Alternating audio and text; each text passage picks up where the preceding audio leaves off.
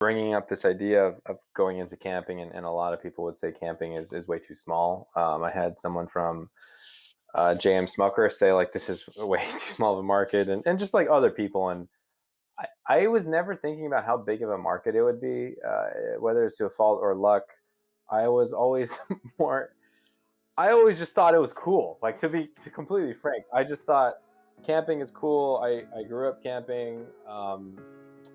And there's just so much good positive energy from those types of experiences.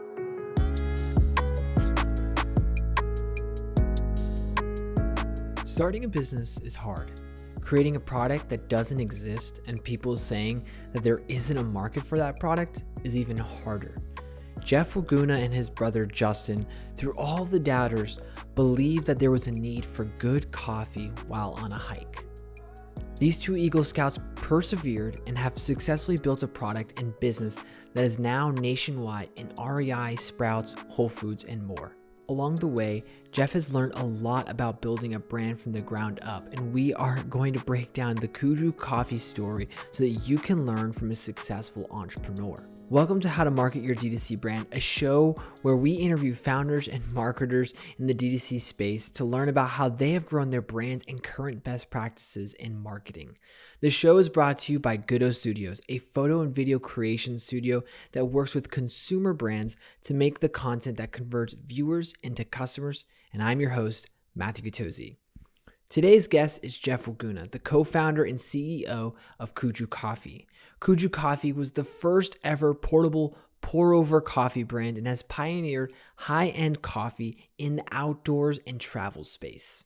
In an interview on the Fiddle podcast, Jeff said how selling a physical product is very marketing heavy and that there isn't much difference between a Starbucks and another coffee shop besides marketing and positioning. I wanted to understand how important marketing was for Jeff when he and his brother first started Kuju Coffee. Marketing is really, I think, depending on your industry, can easily become the functional lever to whether you're going to drive outsized returns within your business. So I think when you talk about tech, lots of times the product itself has to be functional and can beat competitors on virtue of product effectiveness. But when you're selling a commodity like coffee, or if you're selling bananas or pomegranate juice or something, you have to have a pretty keen understanding of just that it is a commodity. I think that's important to recognize. And I think a lot of coffee companies, especially coffee companies, will get a little overly enamored with their coffee, and there might be truth in fact for why they are enamored, but oftentimes the market does not see it that way. And when I speak with national chain buyers, they tell me like they see 5 to 10 coffee brands a week, and I mean that literally. So when you're dealing with a market that is that saturated, the marketing is what will give you the opportunity or not to actually not just stand out, but I think very importantly, actually, and not just stand out and be memorable, but actually be distinct. And I think you can become memorable, but not distinct, and that's kind of like your typical like YouTube short or IG reel. But becoming memorable and distinct can build equity because you're also therefore unique. So marketing itself obviously is very big. In business school, it's the 4 Ps: product, price, promotion, distribution. And I think it's important to start with product. What your product is the ultimate. What your product is the ultimate positioning of what you're bringing to market. So as long as you understand, is your product a commodity, then you understand the role that promotion, distribution, or pricing have to play. If your product is inherently unique, like if you're Virgin Galactic and your product is going to space, you might not have to focus on marketing as much, right? But you still do, because people need to know why they should spend 250K or 500K for your product. So it's very critical, but I think within understanding its importance, there's a lot of incremental components that become very specific to each venture. So it's very hard to broad stroke and say marketing is really important because it is such a big function to begin with. You guys kind of pioneered the travel instant coffee space, but also the outdoor space when it comes to coffee. So I'm curious, being one of the first people there, how did you go about marketing and building an audience when nobody was kind of there? So there's nothing to really kind of compare it to. So how did you Yeah, guys get that traction? Because that was a space that was ignored like purposefully. yeah, And you guys kind of found a way to create something that worked like product wise, but then also marketing wise. yeah. I do remember bringing up this idea of going into camping, and a lot of people would say camping is way too small. I had someone from JM Smucker say like this is way too small of a market, and just like other people. And I was never thinking about how big of a market it would be, whether it's to a fault or luck. I was always more. I always just thought it was cool. Like to completely frank, Yeah. I just thought camping is cool. I grew up camping, and there's just so much good positive energy from those types of experiences. And it's really true. Our brand story is founded by two Eagle Scout brothers who got tired of instant coffee while camping, and it's true. And there are two really memorable experiences when you have really this beautiful, natural, being outdoors, all this stuff around you that looks amazing, is very memorable. And then when you drink something that just is terrible, is also equally disappointing. And you, Off-putting. yeah. And the thing is with outdoor stuff, the tent stuff is cool, the gear is cool, the stoves are cool, uh, the cars sometimes are cool. You're excited about all these things. Even the food is cool because you're still cooking eggs. But for some reason, everyone was like okay with instant. And for me, it was just the light bulb moment when my brother brought some samples of the pour over on a camping trip, and he was really really excited. And I just remember this excitement being so genuine, and I figured if he had that level of excitement, other people would too. But to maybe specifically answer the question, I think it takes a lot of courage to do it, because for the first 2.5 years, we were always very, very nervous because we didn't know. We had the inkling, my brother more so than me, that it would become a very big category. I always felt it could become successful, um, but I didn't know if it could get really, really big. So we are national in Sprouts, and we didn't know if it would actually pick up at Sprouts. We knew it could work at REI, but does it translate to a grocery store? And we're very happy to say that it does, but we never knew. So we had to be courageous. We had to be passionate. We had to be, have a certain amount of vision. And then as we moved into testing and pioneering, we had to be bold with making certain moves because there's no precedent on what it was called, what the price structure should be. Should we put 5 in a box, 10 in a box, put them in a bag? No one knew. Uh, and being new in that sense could have been our disadvantage, but we tried to make sure to play it as making sure people knew we were pioneering it, and it gave us a lot of data on how to make this kind of product successful. Whereas now you have a lot of people entering, Yep. they tend to be imitating some kind of component from what we do. Maybe not exactly the product, whether it's the marketing or the formatting. Uh, and when you copy, or you're more derivative, by virtue the intellectual property and the positioning that you're creating is therefore derivative, which essentially means it's not ultimately unique. And so there is a certain value to going first, but if you're going to go first, you have to have the guts to keep at it, and trek. So one of our company values is be bold, chart the unknown, and it we decided to make that a value because we always wanted to keep that energy that just said, we don't really care if everyone's doing this. We're just going to do this. We honestly just it's not so much like it's easy to do, but it's just this attitude like literally we don't care. We don't care if other people are raising a lot of VC. We don't care if everyone's saying we should do whole beans. We're going to be bold and keep on doing things in a unique fashion because we've learned that there's an exciting kind of scary energy behind that, but we've also sensed that the customers feel it. It's very subtle. I'm not exactly, and we feel, and honestly, it's more fun. Yeah. it's just more fun. So I can't speak to certain things that we're doing in the marketing realm for that, but it does imbue into the rest of the company.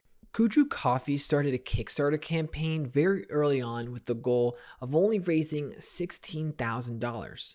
When I learned about this campaign, it seemed like this campaign was used as a way to test product market fit since it would be a very new category. I wanted to see how Jeff saw the purpose behind the campaign. I think a Kickstarter actually was less about proving out the product itself. I think we had enough confidence in it. Um, but the filter is, as you know, it seems like you understand. It's if you've never seen it before, is very weird, right? Because it's just like it's almost magical. It's this flat thing that opens up. Coffee's already inside. It's Yeah. small, and it's supposed to make coffee that is, you know, specialty grade and all that. It's essentially not believable. Even when we did it, I remember in our thank you video, my brother said, "Thanks for supporting it. It's actually pretty good." And we it took a while to get that word actually out of our vernacular because we kept on thinking, is it actually good or do we just think it's good because we made it? And it wasn't until I think the first retailer whoever said, "Oh, this is actually pretty darn good," was Alpenglow, outdoor independent specialty retailer in Tahoe, and they said it was good, and I thought, oh, maybe it is good. Um, so it wasn't so much the product. We were actually trying to validate our own skill sets to market something, supply chain, build it, fulfill on time. At the time, there were a lot of Kickstarters that were very popular, raising like 100K plus, but they would be 9 months late. And I didn't want us to raise a lot of money because then we'd have to fulfill everything. The goal was not a successful Kickstarter. The goal was um, early data points so that we can actually start a company. So we were able to use some of the funds also to pay for a trip to outdoor retailer and kind of learn and so it was really cool. And I was pretty tired after, but we learned a lot, and it was just getting used to what it felt like to build something. It wasn't so much about the money as much. In another podcast interview, you guys mentioned something called the Cliff Bar strategy. Yeah, And I yeah. I would love for you to explain what the Cliff Bar strategy is, and then how did you model that yourself in your own marketing slash just kind of getting to the market Yeah. and building out this market? Yeah, so to be clear for any listeners, we don't actually know anything about Cliff Bar strategy. It was just more what we called it for ourselves, and which is essentially there's this really cool outdoorsy product. Really love the brand, uh, and it always makes you feel like you're eating this and you're going hiking on a mountain. But the reality is, most people are eating it on their couch or at their work desk. And I always was fascinated with the dichotomy of the two things, and we understood from that that hey, let's just start in outdoor, and then we'll go from there. But really be focused in outdoor. And I think my brother said it, and I remember this from what I've heard from the company is they started with a lot of bike shops, and I think they were also one of the first. I think I read Gary, the founder's book. Why can't I remember the name? I want to say Raising the Bar. I can't remember, but his book, he said the only bar before was Power Bar. So they Hmm. were kind of pioneering in that sense. Uh, and that's really it. I think we really appreciated the Cliff Bar brand. We sense it was a company driven on real values. So we wanted to build a company that was like that, but their focus on the outdoor branding and positioning um, is kind of what they're known for, even though the functional business itself, you'll see Cliff Bars everywhere, but no one thinks that. And I think Starbucks, as an example, does a great job. You hear Howard Schultz talking about the coffee, but they sell unicorn frappuccinos and all this stuff, and you have all the energy drinks at gas stations. That's not what comes to mind. So it was really a fascinating marketing strategy that I think built a lot of the brand equity for something that was actually relatively ubiquitous. For you guys specifically, like what was your bike shop or like what was for you that thing that you guys were like, okay, we're gonna target to get some early adopters and people to get started because you guys are pioneering this space, right? Specialty coffee meets outdoors Yeah. meets kind of more travel, things like that? Yeah, I think it's actually the landscape's different. There are a lot fewer independent companies and retailers out there just because of compared to 30 years ago, you didn't have the Walmart the way it is today. I think the small business environment is just much more difficult. So I think it's much harder to, and the CPG food startup space is much more saturated. I think from what I heard 30 years ago, it was really just people who love food starting food companies. But now you have a lot of companies who are, VC backing food companies. So it's really a place to make money now. So it really changes the whole flavor.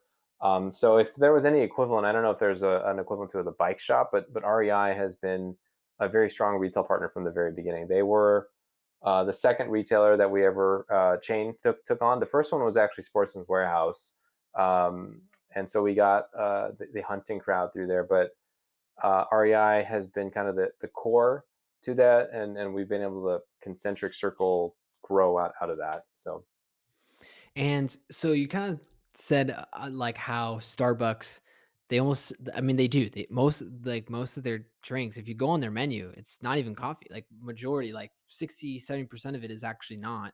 So for you guys, like one of the things that I think is always so interesting is that you guys pretty much have like one solid product. Like you haven't gone to the whole beans, you haven't gone into any of that stuff, which is very interesting. But you guys have been able to expand like retailers. So now you guys are in Central Market because I'm here in Austin. So like I've seen you that's all cool. over. Yeah. So I've been able to see you guys like all over the place. So as you guys are going from REI and more outdoors place to more of these bigger retailers like Whole Foods, things like that, Sprouts, like what how are you guys still marketing to kind of the general public, but still trying to hold on to that story of, hey, it's just two Eagle Scouts. We Yeah, wanted good coffee. Like, how do you keep that story that you started with as you're expanding your reach and your brand and just kind of your audience? yeah, that's a really good question. I think it touches on just the life question of how do you maintain just a sense of self and what you're passionate about when life comes at you and you need to start making money, or parents say you should do something, and so it's I think it's I don't know how else to say it other than this. You just have to have a lot of nerve to just not care. That's it.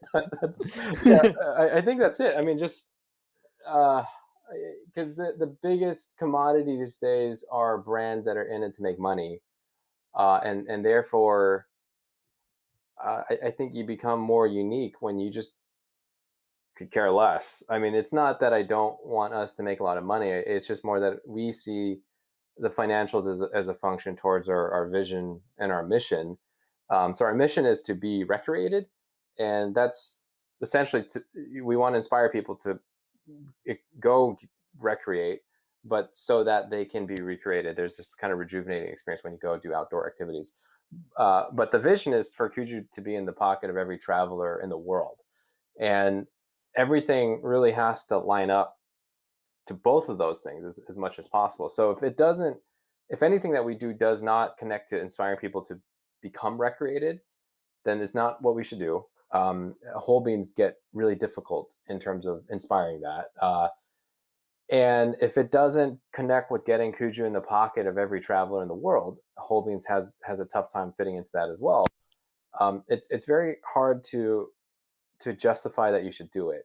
And so it's not so much that the mission and vision are how we do it. I think it's more that we have taken the time to really be clear with what the mission and vision really are, and we've iterated them. And once you lock it in, you just have to say, I you don't care if you Yeah. guys you guys don't, and I say you guys, if there's a competitor who's doing something, it's not having concerns with the competitor. It's just having concerns about, are you being who you are Mm, as a brand? That's really key. And at our stage, we're lucky because we've already known or figured out that by being who we are, we can make money.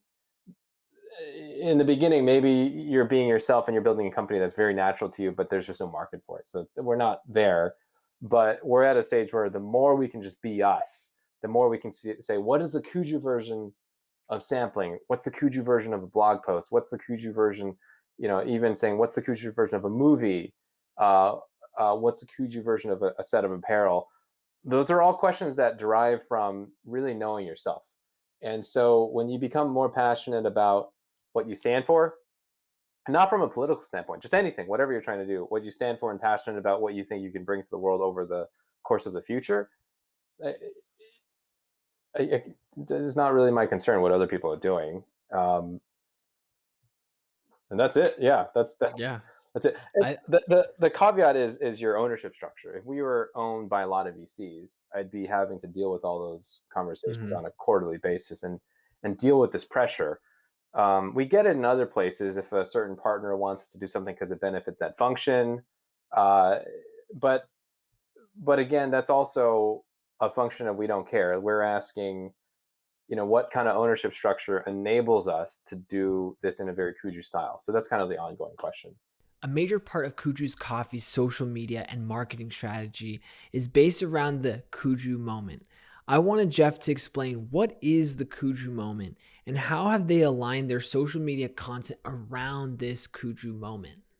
Yeah. So Kuju moment is came from, well, first off, Kuju. I haven't said this in a while actually. Is the words cultivate and rejuvenate put together. So it's this idea of when you drink coffee in the outdoors, you want it to be a moment that cultivates rejuvenation. That was actually our mission, but it's really like syllable heavy and hard to turn into a campaign. So that's why we turned it into Be Recreated. And so the moment is actually really simple, just any kind of moment that cultivates rejuvenation. And over time, it became less fuzzy and aspirational, more specific to when you're brewing the coffee and when you're pouring, because we realize that when you make instant coffee, it's not really a moment or an activity in the outdoors. It's actually just like a thing that you do because it's fast. You want it fast. You don't care how it tastes. But when you're making a pour over in the outdoors, there's usually a pretty high level of intentionality and a desire to experience a certain amount of craft. So we realize it is kind of a moment. And at a practical level, I remember when I was on the camping trip where we had kind of the idea, I had to go to the bathroom at night and I woke up and it was not that late. I think it was 12 o'clock in the morning, but when you're camping, the sun sets and that's how you stick. So I got out of the tent and I remember looking at the stars and I saw the Orion constellation was lower than usual over the mesas. And that was just beautiful. I don't know, because nobody else was up. And that to me was a Kuju moment. It was really memorable and it has stuck with me to this day, just seeing that and it was in a way changed my perspective. And so when we say the mission is be recreated, yeah, practically get outdoors. But when we say be recreated, a Kuja moment at its core, I think, should help inspire moments that recreate you and bring you to a better, healthier, more fulfilled place. And a lot of people think about recreation or changing your life as like big events. But I think a lot of small events in people's lives really have a big effect on them. So I hope over time as the brand grows, we'll be able to build out this Kuja moment thing and hopefully create moments where people are recreated over time. So that's a very fuzzy thing. We're not there yet, but that's kind of the heart behind it, if that makes sense. One of the things I've been thinking a lot about is like this word community, and I feel like it gets thrown a lot like, oh, have a great community for like your brand. And I think what's hard for a lot of, brands is that it is a commodity, kind of like what you've said before, and you have to recognize that. And you guys do, but I do think when you have mission or a mission that, somebody's really excited about, it's easy to rally behind that. And so I think for you guys, one of you said like be recreated, right? So to get out and inspire people. This is just kind of like something you have while you're doing it, but there's some greater mission of encouraging people to go out, experience this amazing world that we have. So how important is it for your customers or for you to have people rally around like that Kuju moment to like have that experience of going out? Like what does that mean for you as like a founder and like as somebody that's building this audience and building kind of this movement of being recreated? It kind of goes back to your other question, which I realized I didn't answer, the way we think about our content. A lot of people think the content looks really nice and I appreciate that. But the reality is, a lot of our content is from our customers. So we don't do photo shoots. We don't really pay for a lot of content because I think our customer set tends to be the people who love going out there and taking pictures, and then they're excited to send it to us. Obviously, we don't get it all the time, but we have enough of a community where that's most of the things that you see are that. So I actually don't even have an answer to how do we think about the content. It's really just we just said, you know what? We found out customers love sending us pictures. Let's just do that. But I think where that comes from is the idea, let's not be brand centric, let's be community centric. And so when we do that, I've always sensed that it builds this innate sense of some kind of community behind its brand versus it getting factoried out of an agency or something. So maybe that's how we think about content. Uh, and as it pertains to kind of the whole thing of people doing Kuju moments, I got to admit we it's not really our place to have an opinion on that because I think everyone's Kuju moment is different. It lands in their their psyche in a different context, and I think it's really our responsibility not so much to create it, but to enable it. So get the product to be accessible at a price point, get the product to taste good, get the product to be packaged correctly and available in the right places so that people can do that. But I don't think it's our mantra to say like, hey, we need to get people experiencing Kuja moments.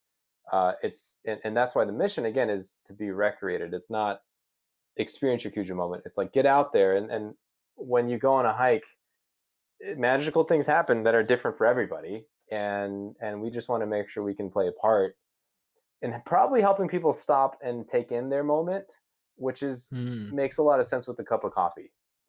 So if anything, we should probably be going out and asking people like, how have what was it like for you? And people will share that through their Instagram stories.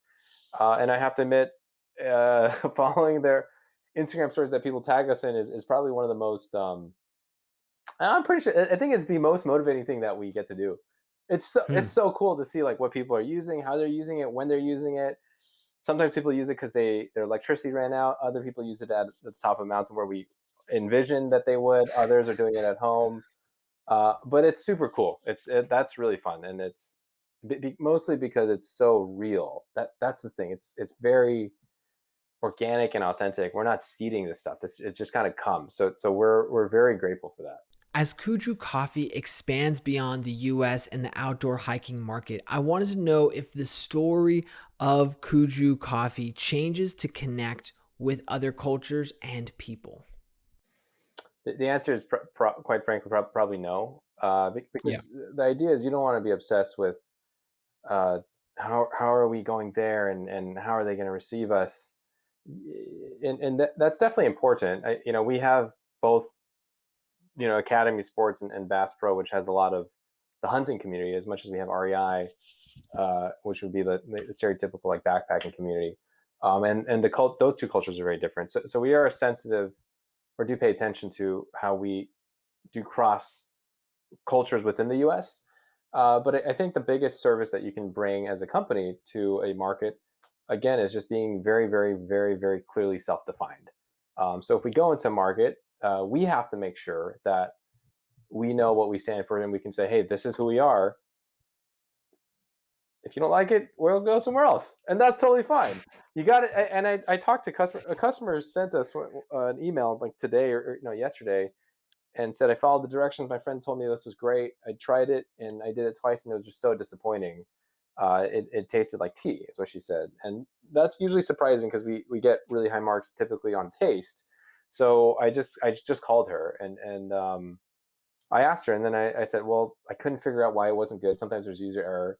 I said, you know what? We'll just send you a whole bunch of products so you can keep testing until it tastes good. And if it doesn't, maybe it's not the product for you. But you have to get to a point if you're starting a company, and this is a marketing thing, where you have enough market intelligence and understanding of your customer to be able to say, if it's not for you, then we got to go somewhere else. And if you can't do that and you're dealing with a sense of mediocrity, like, oh, I'm glad you kind of liked it all the time, you're eventually going to get out competed. You have to get people who just love it and quite frankly, people who think it's really stupid. If it's those two, then you're good. That's I have a lot of stories behind different brands that are like that, but I've never, there are people who love Patagonia, and other people would think it's just like this crazy hippie thing. It doesn't make any sense, and therefore they're smaller than the North Face. But so what? Like they're not that Yeah. much smaller. So I don't know. It's really more about what are you bringing to the table. Be clear.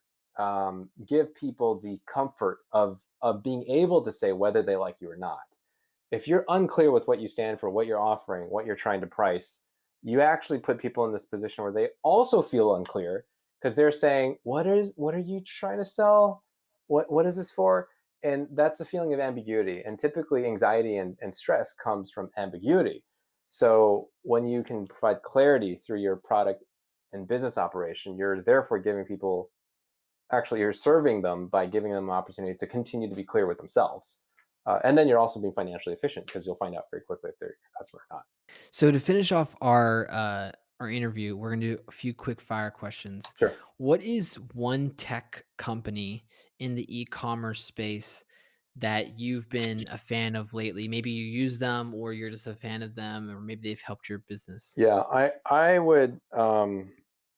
This is going to be a weird. There's a lot of new tech products out there.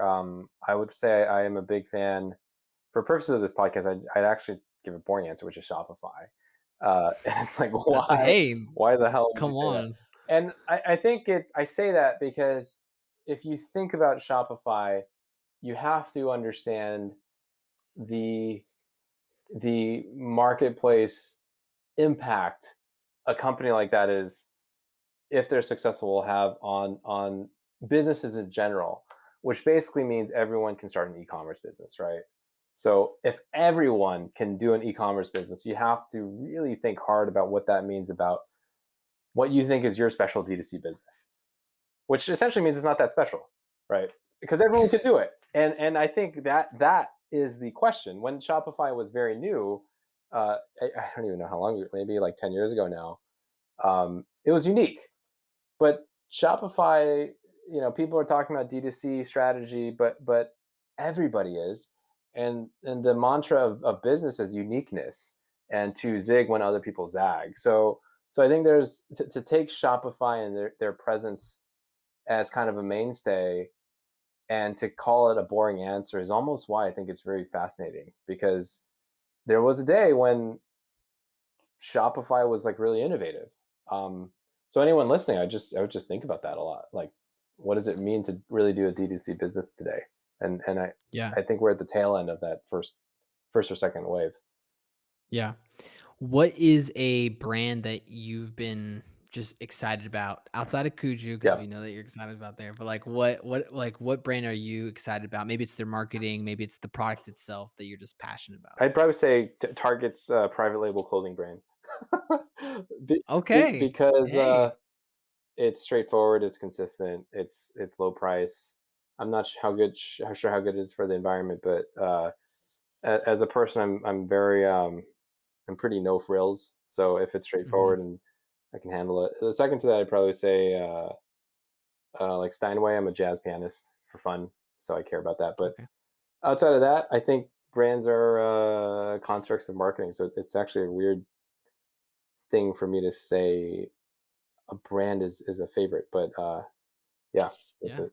I finished the podcast off with a segment called Open Mic. This is a chance for my guests to share anything they want. A lot of times I feel like people get stuck behind the industry that they are in, but we are all human and have other interests outside of that. So this is a space for my guests to say whatever they want to say. If I were to say anything, I'd say starting a company and kind of building it is absolutely nothing like what it looks like on the outside.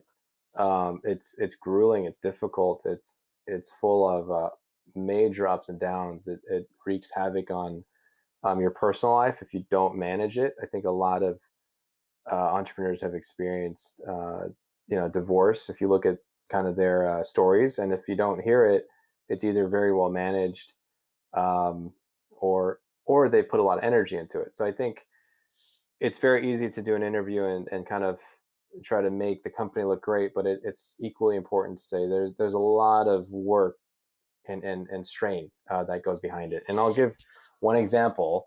I was about to go on a weekend trip with my family on Friday at 4 o'clock, and then at 3 o'clock, our Instagram account got hacked, and we were completely locked out. So I had to, kind of work on this for about 2, 3 hours and try to figure out what are the plans. What if we can't get it back? Who can I contact to help get this set straight? And I had to get myself mentally to a place where I could also be present with my family over the weekend, and not be working, because the whole plan was to not work over the weekend and come back Monday. And then we came back Monday. We were able to get it fixed. Long story short, but if you just think about that, there's a lot of mental strain between the idea of getting hacked on a Friday afternoon and then being able to not push towards obsessing about it over the weekend, spend time with your family, be relatively mindful, and then come back Monday and go back worrying about it. I couldn't sleep Sunday night because I was not sure what was going to happen Monday. But that's kind of what it's like. That's a very much an anecdote of what it's like. So anyone listening, I think one of the things behind the mission is just this idea of just being transparent, not trying to make people feel. I hate companies that talk about how successful they are, and they therefore make other companies or people falsely aspirational. It's really the idea not about pursuing success, but how can you be true to yourself and ensure that your work becomes an expression that is as close to the accurate expression of what you believe as possible. And if you do that, there will be a market.